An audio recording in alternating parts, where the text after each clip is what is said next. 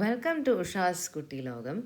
അപ്പോൾ ഇന്ന് ഞാൻ എങ്ങനെയാണ് പെയിൻറ്റിങ് ഒരു മിനി ക്യാൻവാസിലും ടോട്ട് ബാഗിലും ഒക്കെ ചെയ്യുക എന്നുള്ളത് കാണിച്ചു തരാമെന്ന് വിചാരിച്ചു. അപ്പോൾ ആദ്യം ഞാൻ എന്താ ചെയ്തതെന്ന് വെച്ചാൽ ഞാൻ വരച്ചു. മിനി ക്യാൻവാസാണ് ആദ്യം ഞാൻ എടുത്ത് ചെയ്തത്. മിനി ക്യാൻവാസ് എന്ന് പറഞ്ഞാൽ ആ കയ്യിൻ്റെ ആ ഒരു വലിപ്പമുണ്ടല്ലോ, അത്രയേ ഉള്ളൂ അത്. And it is very easy when you have small spaces to paint. It's easier to bring out കുട്ടി കുട്ടി കാര്യങ്ങൾ. അപ്പം ഇത് ഞാൻ ഗണപതിയുടെ ഒരു ഇത് കണ്ടിട്ട്, റെഫറൻസ് കണ്ടിട്ട് ഞാൻ വരയ്ക്കണതാണ്. ആദ്യം ഞാൻ ലൈക്ക് ഔട്ട്ലൈൻ പെൻസിൽ കൊണ്ട് വരച്ചു. Because it's a canvas. You can actually ചിലവരെന്താ ചെയ്യുകയെന്ന് വെച്ചാൽ പെയിൻറ് ഇട്ടിട്ട് അത് കഴിഞ്ഞിട്ട് അതിൻ്റെ മുകളിൽ വരയ്ക്കുക, അങ്ങനെയും ചെയ്യാം. ഞാൻ directly I just draw and I started to paint actually. അപ്പോൾ ആദ്യം ബാക്ക്ഗ്രൗണ്ട് പെയിൻറ്റ് ചെയ്തു. ഒരു മസ്റ്റാർഡ് യെല്ലോ വെച്ചിട്ടാണ് പെയിൻറ്റ് ചെയ്തത്.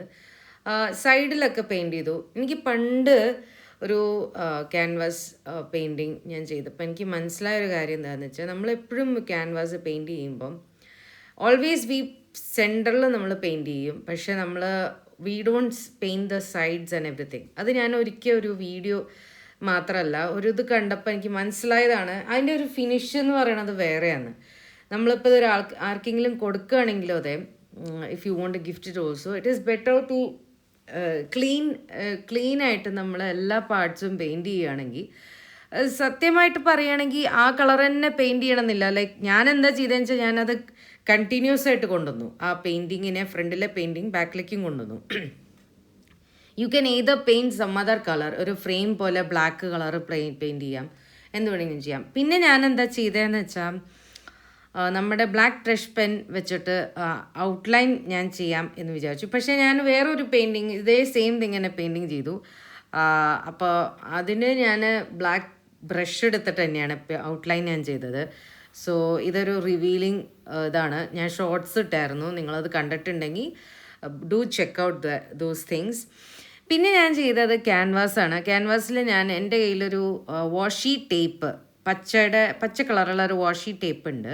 ഈ ടേപ്പിൻ്റെ പ്രത്യേകത എന്താണെന്ന് വെച്ചാൽ, പെയിൻ്റ് ഒന്നും പുറത്തേക്ക് പോവില്ല. So you can conceal that paint inside itself, and then after that you just have to tear it off. അപ്പോൾ ഇത് ഞാൻ ക്യാൻവാസിൽ ചെയ്തതാണ്.